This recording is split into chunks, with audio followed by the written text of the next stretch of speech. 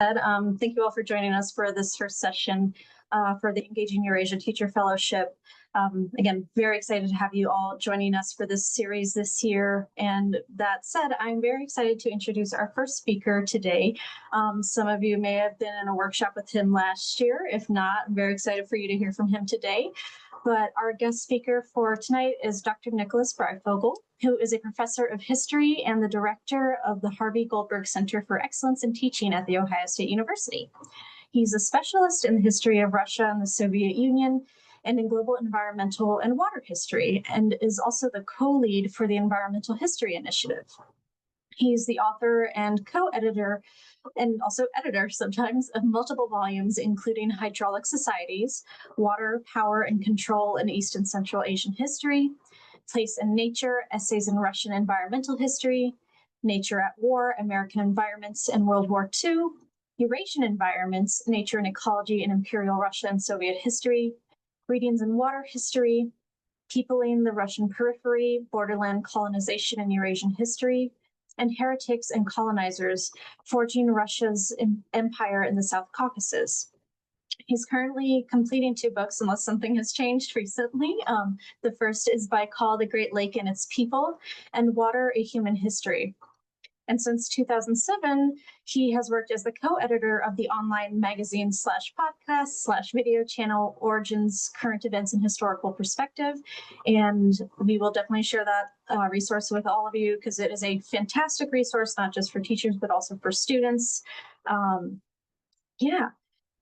his most recent publication, Picturing Black History, was recently published in 2024 with Abram Books. The full title is Picturing Black History, Photographs and Stories That Changed the World. But yeah, with that being said, I will go ahead and pass the mic off to Nick. And hopefully, should get slide share going too, I think, hopefully, but yeah. Looks like it's all good. Thank you, everyone, for coming tonight. I know this is, it's a lot of effort to come after a long and busy day, and apparently days that are not yet done. Good luck with the soccer game, Stephanie. I hope that I hope they have fun and do well. And so I'll throw up a slide. I was going to say, let's do this. We're a lovely small group here. And so, I guess what I would suggest, I have all sorts of great stories to tell about sort of different aspects of environmental history. And I'll try to kind of tell great stories, but please, whatever questions you have, it was sort of billed as a lecture, but there's no real need for us to do that. If there's things you'd like, are there things you'd like to know about? Are there things that would be interesting for me to kind of discuss? Are there things you were hoping you might hear about here today?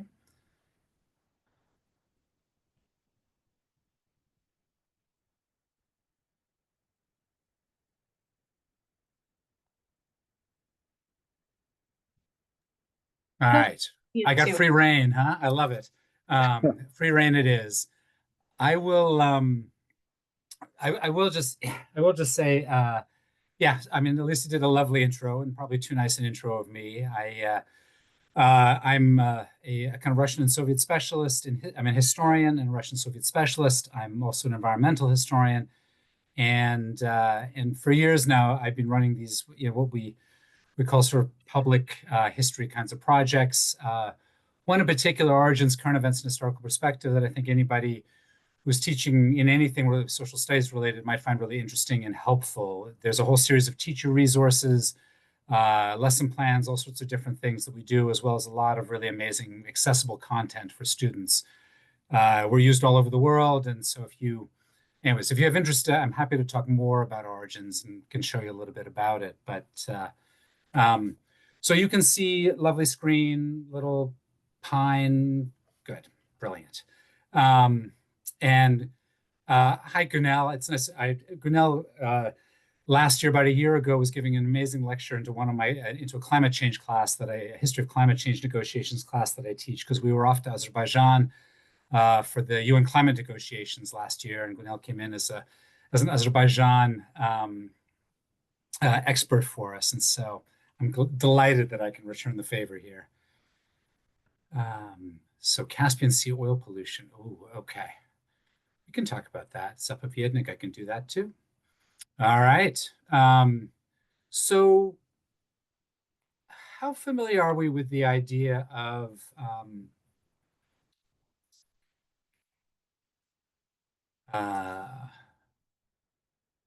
environmental history? Is this a familiar? No, doesn't look like it. Okay. So let me start there, because what I want to talk about here, and what I really want to kind of allow people to have a sense of, is the environmental history of Eurasia. So big chunks of the European and Asian continents. And environmental history is a relatively new type of historical approach or field of historical analysis. And it's one that I think has become extraordinarily important in recent years. Scholars that of environmental history recognize that humans are kind of deeply embedded in the natural world, that we are, as a species, transformed by the natural systems in which we live, just as simultaneously we as humans alter the environment in which we exist, from everything from breathing, growing food, to expelling bodily waste, to building nuclear power plants, to driving cars, to releasing chemicals and plastics into the world's waters. And one of the, I think, sort of foundational insights of environmental history, which in some respects now I feel like it feels a bit obvious in some respects, but is still one of the foundational kind of visions and ideas of it, is that the human past and indeed the human present is rarely just about humans. That the history is not simply the history of humanity, that the human experience can only be understood when embedded in its larger contextual, natural, environmental, ecological context, with other organisms, with climate and weather, with rocks, with mountains, with soil, with lakes, rivers, oceans, with earthquakes, with volcanoes.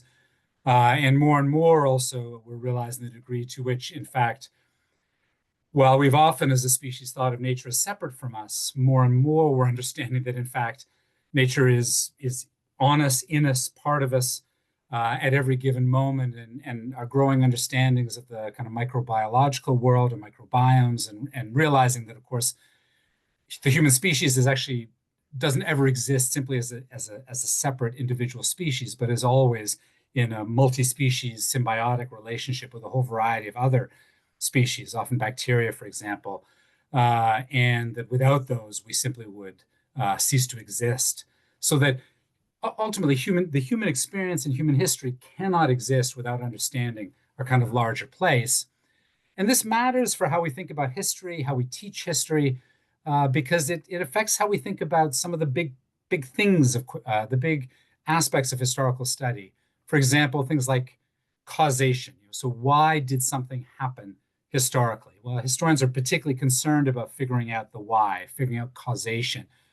Well, when we introduce all of these other potential actors and influences and forces in determining human outcomes, we start to understand causation in history. We start to understand why things happened in a much different and in some ways much deeper way. Similar sort of thing over change over time, which is a big thing for historians, understanding why it is that humans have, moments of continuity, moments of change, and why all this happens. Environmental history helps us to look at time in a very different way. Chronology looks different. What are the most important moments in any historical study? Well, traditionally, we've tended to look at those as political moments, and yet those are not always the most important ones, and that there are often environmental ones, which reflect moments of profound change. Also asks us to think really differently about timescales and periodization, and in the sense of, as humans, we often think in terms of, a lifetime or maybe a couple of lifetimes. 100 years seems like forever, but that's maybe not the only time scale in which we need to really understand the forces that affect us every day.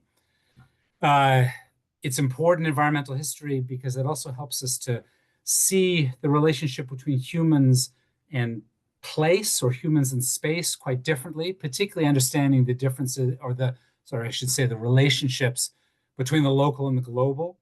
Humans experience life in a very local way, and yet the influences and forces that determine their lives are often global, and in some cases even universal, that is coming from extraterrestrial. And this kind of environmental history is really important for the study of history because of the new types of sources that it offers us. So we're trying to figure out, and as historians, we spend our lives trying to figure out, so how do we know what we think we know? It's the question we're always asking ourselves. How do we know what we think we know? And so much of that is based on the kinds of sources we have available.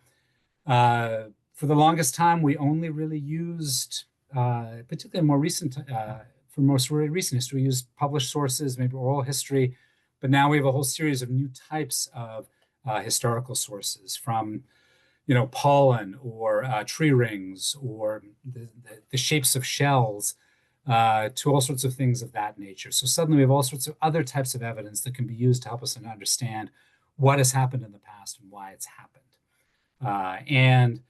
And so in that sense, the environmental history is not just a kind of new field within the historical study, but it's actually something that's really asking us to fundamentally revolutionize and transform how we think about the human experience and how we understand history, and also how we teach history.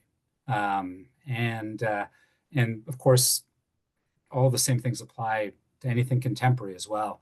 As we look at the world around us today, the environmental or natural aspects of it are essential. So that's all marvelous. That's our environmental history. But so why Eurasian environmental history of all the different ones? It's a big planet. Why pick this region? Well, partly it's a great region to really focus on because it's huge. I hope you can see my little mouse going around. I mean, this is what we usually think of as kind of Eurasia, the sort of eastern part of Europe, Russia, coming across the steppe area all the way around in this kind of area here. And what's amazing about it, because it tells us an unbelievable number of things because of the ecological diversities of this region. There's almost every different biome one can imagine there, from tundra to taiga or boreal forest, to deciduous forest, to steppe lands, to desert, to aquatic kinds of biomes. Everything you can imagine is there. So it's an amazing place to explore that way. It's a part of the world that produces an extraordinary, oh, those are beautiful puppies, by the way, Jill.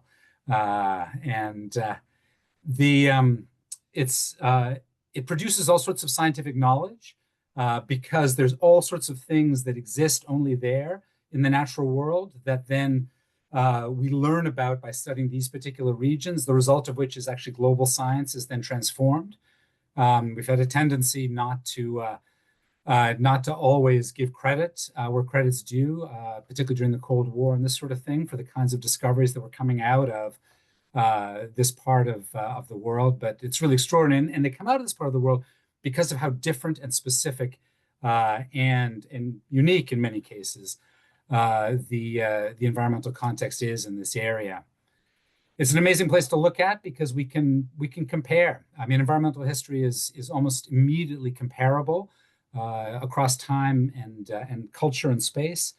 And so we can compare, I mean, how does a capitalist society work versus a communist one? We can think about different types of political systems when it comes to environmental types of questions. We could look at different ways of food production or agricultural production. We could look at how industrialization took place here differently versus others, the ways in which environmental context affected all of these different things. We can look at the question that Bill's interested in, which is how does nature protection work in this area? And what are the ways in which people of this region have chosen to approach protecting nature? And Bill mentioned something called a Zapovietnik system, which I'll talk about in a few minutes, which is a different kind of approach. So there's an incredible number of things that we can that we can talk about in that regard. Now, part of what's amazing is all the different species that are there. And there's my favorite is this one. This is the Nerpa. So there's all sorts of indigenous and endemic species in this area. The Siberian tiger, the Amur leopard. But my favorite here is the Nerpa. This is the world's only freshwater seal. And they are the kind of poster child of the lake that's actually in the photo behind me, Lake Baikal. So there's all sorts of different species that exist here, which don't exist anywhere else. And yeah, if you ever get a chance to go to Baikal, maybe one day we'll be able to go back to Russia. Go say hi to the Nerpa. They're extraordinarily cute and fluffy people. And most amazingly, there's an island in the middle of the lake where the Nerpa go when they're sick. So the lake is huge, but they all go to the same place to recover together. It's an amazing thing. I mentioned different kinds of scientific concepts. One, I just wanted to note that I think is really important. The idea of permafrost exists only because of Russian and Soviet scientists. Big chunks, this kind of area here is territory that until recently was frozen, where the soil was frozen, or at least had kind of frozen water within it for the majority of the year. And the very idea of permafrost, that there are places in the world which have frozen soil, is one that develops out of here, and then we apply it here in North America to the areas that have permafrost. So that there's all sorts of ideas, ways of thinking about the natural world that come out of this particular place. What's fascinating, of course, as we know, is that permafrost is not perma. And so the idea, it's really interesting to discover why. And you're going to get a whole talk about this from Pei Chu later on, about how it is that they decided to call it that. And of course, the permafrost is amazing because you have all of these mammoth tusks that are now being unearthed as the permafrost unthaws at the moment. No, thaws at the moment. And also all sorts of different types of long ago, not found today, kind of microbes that are now making their way out from this area. So it's an amazing kind of place in that regard. Let me just tell kind of a few stories about different kinds of aspects, different aspects of nature in this particular region. I think that if we're going to talk particularly about the sort of the Russian parts, Russia, parts of Ukraine, parts of Belarus, the kinds of northern areas, a big part of the story is a story of forests. This is an area of particularly of the taiga, the boreal forests, kind of mixed, particularly kind of evergreen type of forest, but also deciduous a bit further south. But the forest was essential for historical life, particularly for the peasants who lived in that area. I mean, this was their habitat. This is where they lived. If they wanted to grow food, they had to cut down trees and create space for them. They used the forest to hide from people who they wanted to escape from, for wood, for fuel, for berry picking and mushroom picking and hunting.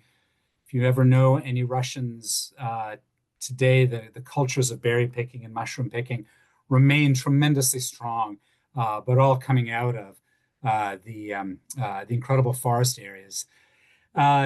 Essential for resources, both for Russia itself. I mean, this was fuel. This is what they built their churches and their houses from. But also, the Russian forest was essential on the international stage as a trade good. There basically are no masts on the British Navy without Russian trees, because the British, as I'm sure we all know, didn't have any big tall trees you could make masts from. But the Russians had a surfeit of them. And the forest in the Russian cases becomes extraordinarily important as a spiritual site. Churches are there, a sense of spirits, of God being in the woods becomes an essential part of national identity. If you talk to Russians, they talk about being forest people. And And there's a whole psychosocial set of understandings of what that means. So, if you live in a place where you can't see very far, where it's quite dark, where there's this kind of canopy always over top of you, there are psychologists who would argue that it creates certain types of personality types and all this sort of thing. So the sort of sense of what it means to be Russian is really actually all about what it means to be a forest person. And the forest, in many respects, was the first place that Russians became really concerned about overuse. There was worry that they were cutting down too many trees, and we see the beginnings of environmental efforts to protect the region through forest management as a result of the efforts with forest. And so it's an incredibly important kind of site of cultural meaning. And as you can see from this is a painting from the 19th century. This is one of hundreds, if not thousands, of these types of paintings. This was a very common thing to paint at the same time that any Russian author that you're going to read, the great literary lights, are almost all writing at some point in time or another about forest. So it's there everywhere you go. Let me skip over this. Another story to kind of tell, and I think one of the things that's really interesting is, so if there's a whole forest area up here, just below it on kind of going down the planet, you have what's known as the steppe. These are natural grasslands. So there's no forest here. It's a completely different type of world and ecology. And this is either a recreation or an area that has maintained its original kind of grass looks. It was an area that was where people who lived there were primarily pastoral. They were nomadic. It was often between different kinds of empires.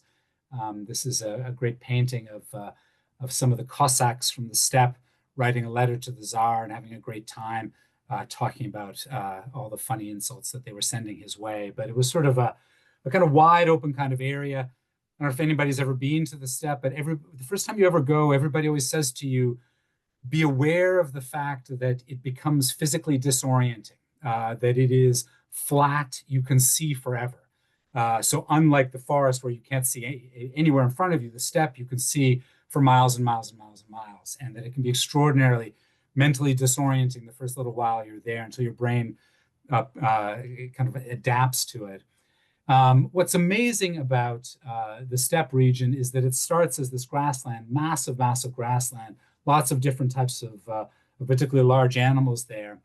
But over time, we see the transformation of the steppe from grassland into one of the big breadbaskets agriculturally of the world, the transformation from natural grassland into big, big, big agricultural fields. So the reason why Ukraine is now one, or at least was in many respects until the war began, one of the really greatest producers of grain anywhere in the world is because of the kind of settling of this area and efforts in the 19th and 20th century to transform this region from grassland to agricultural land. It wasn't easy to do in the sense that grassland is, the grass grows naturally, it doesn't grow very high. Settlers came down to this area, they tried to plant trees because they came from forested areas, but the trees don't work there. They don't last, they die. They tried to recreate it into something that looked like the North, and that failed entirely.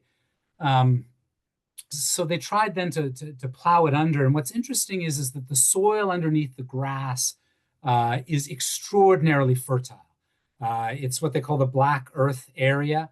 And it's black earth because it had centuries of this grass growing on it. And so settlers came into this region and they started plowing under the grass and planting new crops. And they found that for the first few years, they had unbelievably great harvests.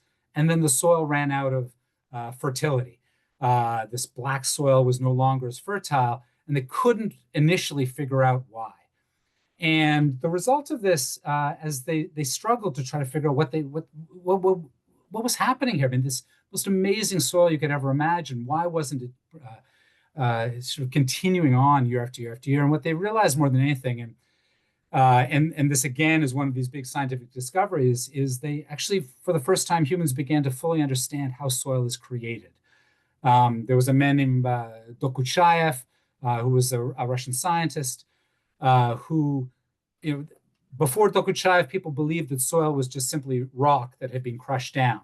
And Dokuchayev made the argument that actually no, soil was itself actually almost a living entity, and that it was the result of a series of processes that were created, by rock, but also by plant life and vegetation, by different levels of precipitation, by climate patterns, by wind patterns, by all sorts of different things. And he developed a theory of soil creation that continues to be our standard model.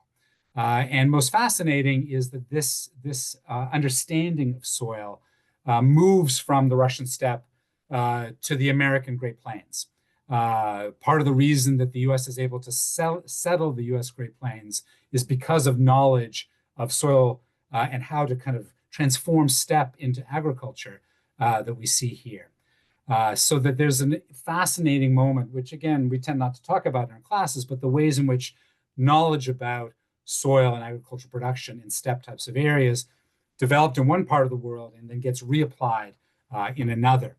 In both places, they ran into huge problems of dust bowls and it was unfortunate because the American settlers took the ideas of plowing the fields, but they didn't take the mechanisms the Russians had developed to deal with the dust issues and the drying issues.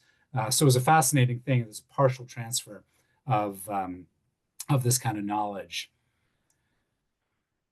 We also see, so we've got this forest world, we've got this steppe area, which is being transformed from grasslands into agricultural areas, but we also see an incredible movement of people across what we would now call Siberia. Siberia, as you may know, is one of the largest named kind of territories in the world. If Siberia were its own country, it would be the largest territory in the world. And from the very late 16th century through for about 100 years, Russians moved out eastward across this whole area. I mean, it's like going across the U.S. a couple of times. It's a massive kind of area, and the reason they moved was because of this guy here, the sable. And again, think about causation. What causes things to happen in history? Well, the sable is what transformed the fate of Russia and transformed the fate of the world. Russia becomes a world power in great part because of the riches that the sable furs bring back for them. They're moving across at a time of the Little Ice Age. Throughout Europe, throughout China, there's huge demand for fur to keep people warm. There's an unbelievably large number of these sable out there, many fewer now because they hunt them almost to extinction. But this little guy, cute as he is the reason that Russia expands to become the massive country that it was, and fills the coffers of the country with incredible wealth. So we're thinking about who are the real actors in transforming Eurasia into a region in and of itself. The sable is our primary guy, and remains an important kind of fur, an important part of the kind of fur industry. Incredibly rich fur, very warm, very waterproof. The story of moving out also has another incredible story, which is the extinction of the Steller's sea cow, which is this over here. It looks a bit like a manatee. It was its own species in the North Pacific. It was first documented in 1741 by a German scientist who was on an expedition out into the North Pacific. And then by the 1760s, people are starting to realize that actually this is the species has gone extinct. They couldn't find any more.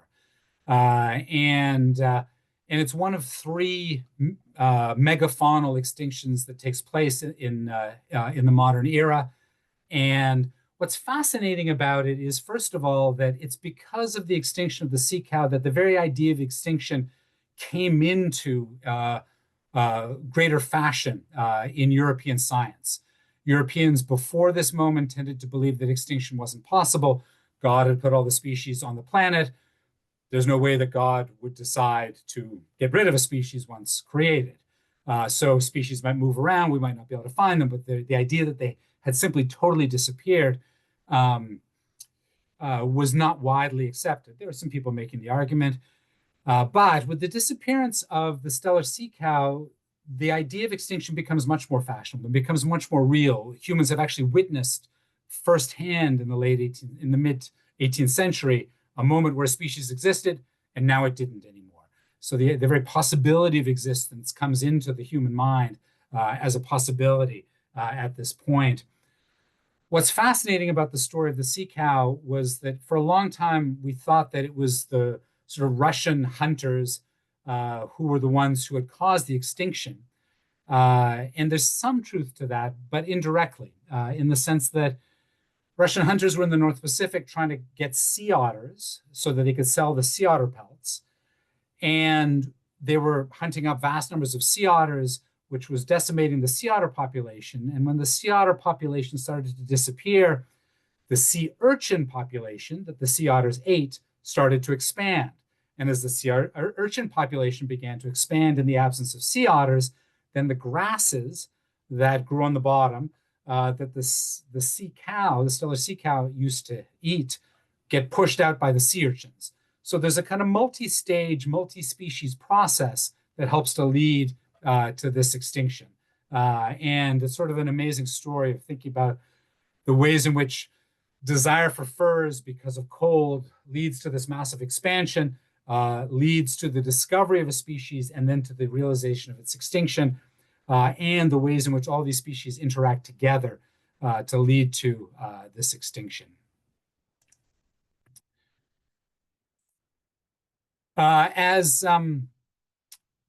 this area comes into kind of one political holding over the course of the sort of 16th century onward, we also have a whole series of kind of indigenous communities and indigenous environmental knowledge that was brought in to the kind of Eurasian set of understandings, and particularly around things like reindeer herding and the kind of religious world and economic world of reindeer herding, and that there's arguments that our whole understanding of Santa and the flying reindeer comes from the kind of cosmologies of a group called the Eveni, who believed in flying reindeer as part of their relationship. They believed that reindeer were sort of sentient beings with spirits, and that everybody, the reindeer, the humans, all the other species, the landscapes, the climate, all existed within a single, and the spiritual world all existed within a single kind of framework. And so it's a remarkable kind of way in which knowledge comes in, and a lot of these kinds of ideas are brought in directly and indirectly into Eurasian understandings of environment and how it all worked. To go to Bill's question, one of the other amazing things at this time is that as this territory becomes brought into a kind of single political unit over the course of the Tsarist period and over the course of the Soviet period, and as they're learning about they're seeing the disappearance of forest, or they're seeing the transformation of grasslands and the problems that happen sometimes with that, where they're seeing extinction, all these sorts of things. Russian scientists and naturalists start to think to themselves, we need to do something to protect nature. We need to do something to ensure that we don't see more extinctions, that we protect this world. And what's interesting is, so this is a way of thinking that's happening in a variety of parts of the world. I mean, obviously in the latter part of the 19th century, the United States is starting to develop its ideas of national parks as a way of protecting nature. And the US develops an idea of national parks which are dual use. And by dual use, I mean tourists can come out, people can come and experience and be in nature. At the same time, you help to preserve it from from overdevelopment or destruction or this sort of thing. The Russians took a totally different approach to this. They developed something called, the Russian word is zapovedniks. It's a word that is frankly untranslatable. It means something that is held sort of sacrosanct. And what these were was, rather than the kind of dual use of a national park, as we would understand it, what the Russians did is they decided to take basically every single different type of biome or ecological zone that they could imagine, set aside a portion of it, and then not let people come in. So they wanted to extract people from the territory. Now, of course, that's actually an unnatural thing. People are all over the place, and a lot of habitats and biomes and this sort of thing exist because of human interaction there. But the Russians, they separated that out. And so they set up these protected zones where only a small number of people can go in at any point, and where specific types of ecological and natural structures are maintained and protected and studied. So these are areas of scientific study. There's just a little bit over 100 of them today in Russia itself, others in other former Soviet republics. The first one was in 1916 out near Lake Baikal, and just here. But they are incredible protected zones. I've been lucky enough to spend some time in several of them, and to be able to go deep into these areas where species haven't seen humans often, and where the air is unbelievably clean, and where you don't see the traces of humanity in the way that you do in other sorts of places. The Russians do develop a national park model in the 1980s, and moving forward, kind of piggybacking on the US approach and in part under US influence. But the zapovedniks are their kind of design. And their design has actually been taken up by a variety of other countries as well. New Zealand's maritime protection zones follow a lot of the kind of practices of the zapovedniks as an example. You're going to have a whole talk about Tunguska, but I just wanted to note that this part of the world is amazing because it's also a place that reminds us of the degree to which we don't just live in a local world or even a planetary world, but we live within a larger universe. And you'll hear about Tunguska in a few weeks from a marvelous guy named Annie Brundo. But it was a moment where this cosmic body came out of the sky, incredibly huge explosion in this area called Tunguska. Siberia seems to get a lot of these extraterrestrial moments happening. And it's a reminder that our planet is in constant interaction with the world outside of us as well.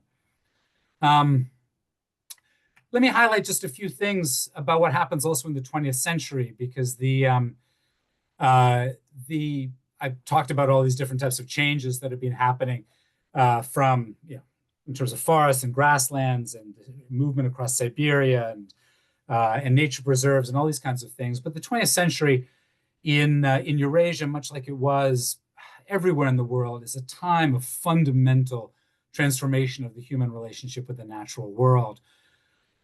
Here, like everywhere, we see the application of we often like to call brute force technologies. So technologies of powerful machines and engines, often fossil fuel based, that are then able to unleash quite rapid transformations to the natural world, and powerful transformation in the natural world that even with all the changes that I've talked about so far, these are almost unprecedented and part of a kind of massive industrialization process. So this whole area undergoes that building of huge factories, transformation of metals from things sitting in the ground to massive industrial ventures and tools and infrastructure, and in the process, changing the population at the same time. And this is something that's really important, that if you build all this infrastructure and all this industrial capacity, you need people who are going to be able to work it and manage it. You need people to build it.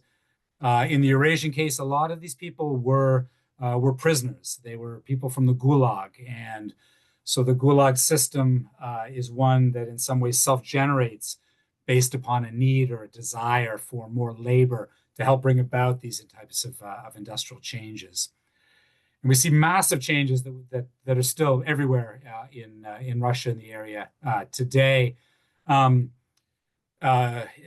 region becomes a big mining center, and so partly in what's now Ukraine, and partly in areas that Russia is now interested in trying to take back, but also big parts of Siberia, the Sable that lured Russians across and got them to take over this territory, also brought in access to some of the richest mineral resources anywhere in the world, in the Ural Mountains, which is a home for iron and copper and emeralds and coal. The Norilsk area, which is towards the north, which is known for its nickel. Norilsk is the name of the town. Here's one of the kind of the mining areas here. It's considered one of the most polluted places on the planet today. There are estimates that about 4 million tons of cadmium, copper, lead, nickel, arsenic, selenium, and zinc are released into the air every year. It's a vast amount of material that is toxic to human life and to other species life that's released every year as part of this nickel production. And then there's diamond mining in the Sakha Republic, and this is the Mir open mine pit, which just keeps getting bigger and bigger and bigger. This region was also a big oil and gas producer. And Gunil, you're asking about sort of questions of Caspian Sea pollution and this sort of thing. One of the things that most people don't realize is that for much of the 19th century, Baku in Azerbaijan, so where are we? Right here, was the primary oil producer in the world. This is a photograph of what this looked like. This is where the Nobel family of the Nobel Prizes, this is where they made their money. Initially was in oil development in the Caspian, and it remains an oil and gas center. And but it wasn't the only place in this in the kind of former Soviet Union or kind of Russian area. You get massive kind of oil and gas in what's known as the Khanty-Mansi area in kind of northern Siberia, or in Sakhalin, and in the kind of southern parts of Central Asia, in Turkmenistan and Kazakhstan, huge areas of oil and particularly natural gas production these days. It's a very interesting reality. I mean, Gunil, you asked about kind of pollution and this sort of thing. In none of these I mean, oil production almost anywhere leads to various kinds of toxic pollutions. As a general rule, not everywhere, but as a general rule globally, fossil fuel companies are delighted to extract fuel, but not delighted to have to pay for cleanup. And we've seen that. We see that in Fort McMurray with the tar sands in Canada. We see it, through Texas and through the American West. We see it through big parts of the former Soviet Union. The impact of this, in particularly on the Caspian, initially was a vast amount of oil spilling onto the water, particularly in the 19th and early part of the 20th century. It's cleaner now than it was, but for a long period of time, humans around the world always believed that you could dump anything you wanted to in water. That, as they said, dilution was the solution to pollution. That you could just simply, if you dumped things in water, that would sort of solve the problem. The water could somehow absorb all of these any kind of pollutants or effluent or waste that came out. So for most of human history, we have just dumped our waste into water systems. And until very, very recently, ultimately, the Swiss, for example, a relatively well-run country, are now spending hundreds of millions of dollars trying to take out old munitions that they dumped in the bottom of glacial lakes, because they figured, if it's in the bottom of the glacial lakes, then it's not a problem. But these weapons they explode periodically, and now they have to go back in and carefully try to remove all this stuff.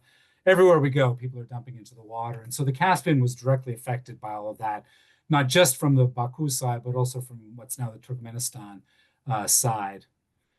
Khanty-Mansi today is one of the kind of richest places in Russia. Terrible pollution problems, but it's like it's kind of like the Houston or the Calgary, Alberta or the Saudi Arabia, I suppose, of Russia.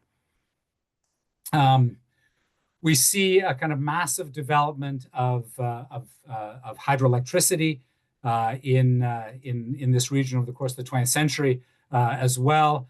And Russia now has about the 7th largest hydroelectric capacity, built capacity anywhere in the world, although only about 20%, they estimate, of its actual potential has been, in fact, developed. But Siberia in particular has massive rivers like the Ob system, right here, the Angara-Yenisei system here, and the Lena system here, on which they built a cascade system of hydroelectric development.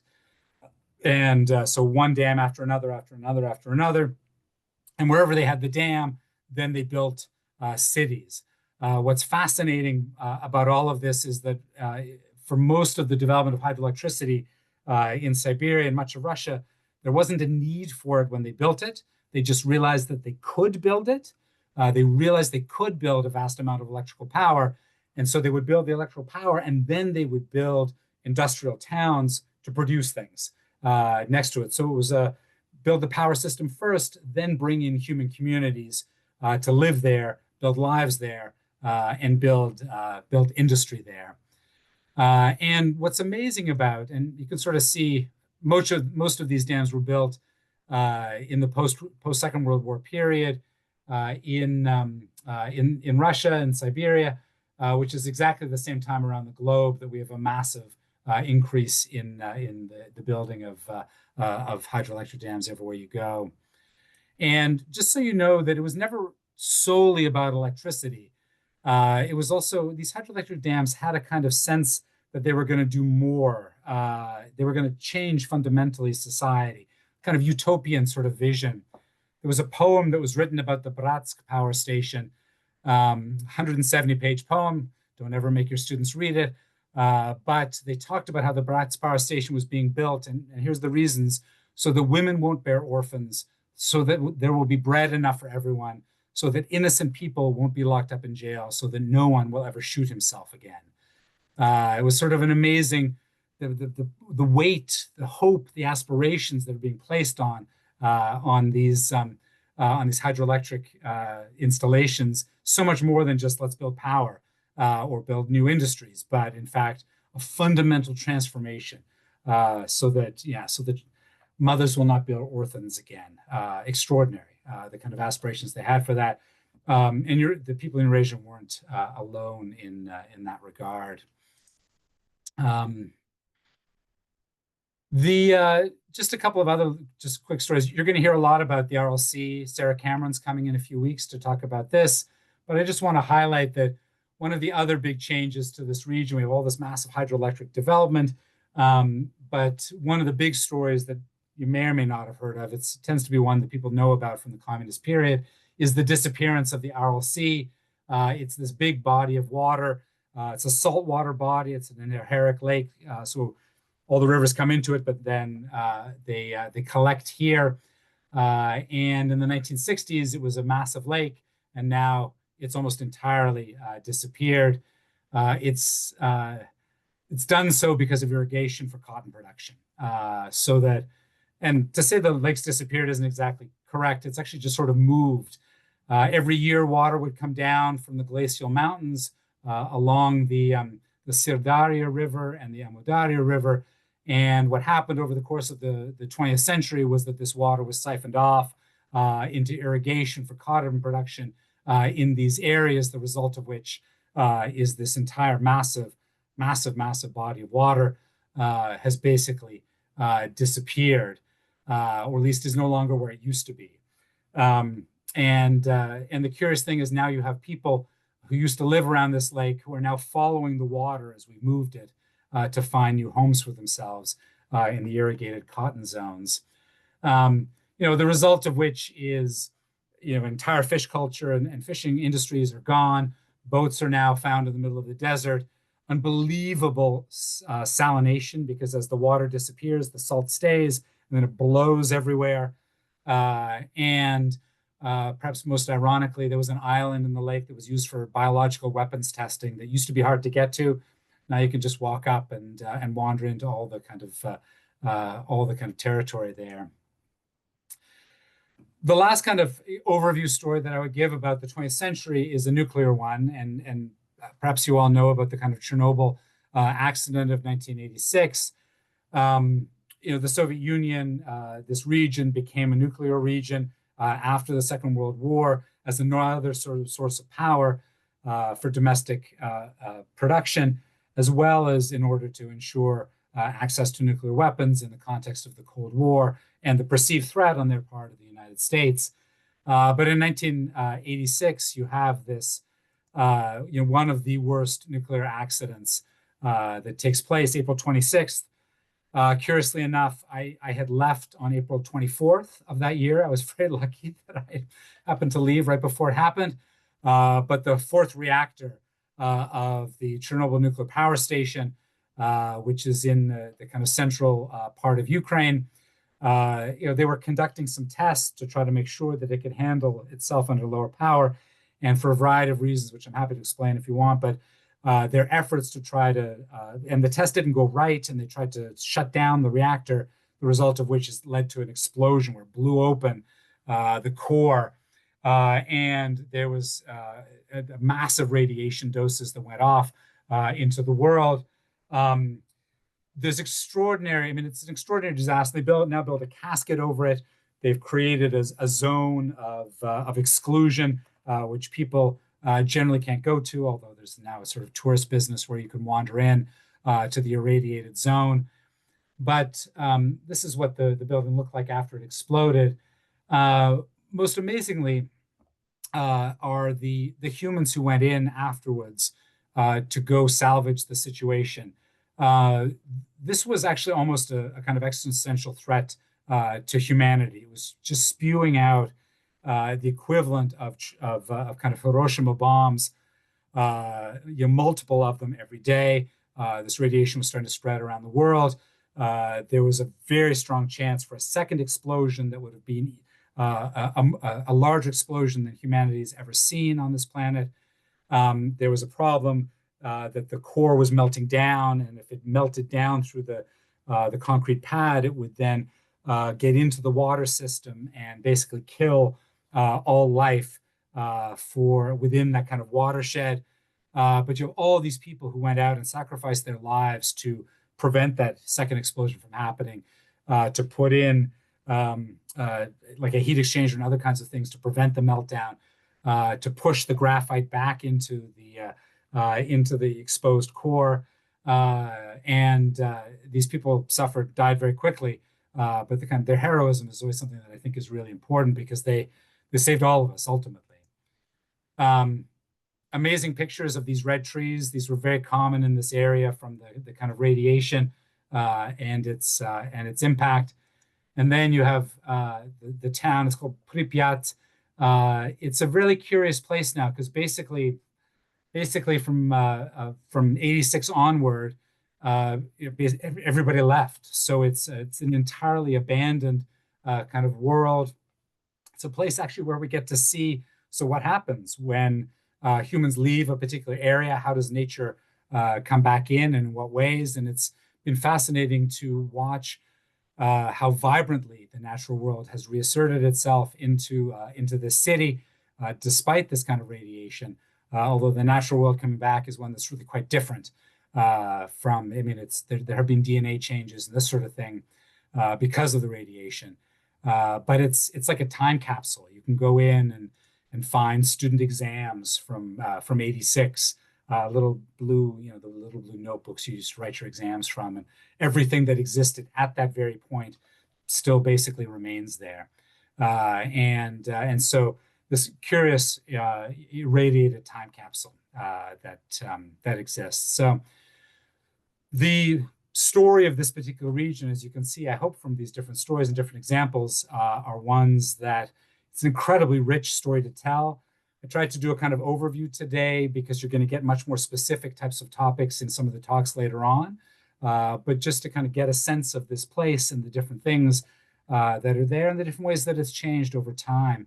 I got a million more stories to tell, but I'll stop here. And what, yeah, what kind of questions? What else can we talk about that you'd like to know?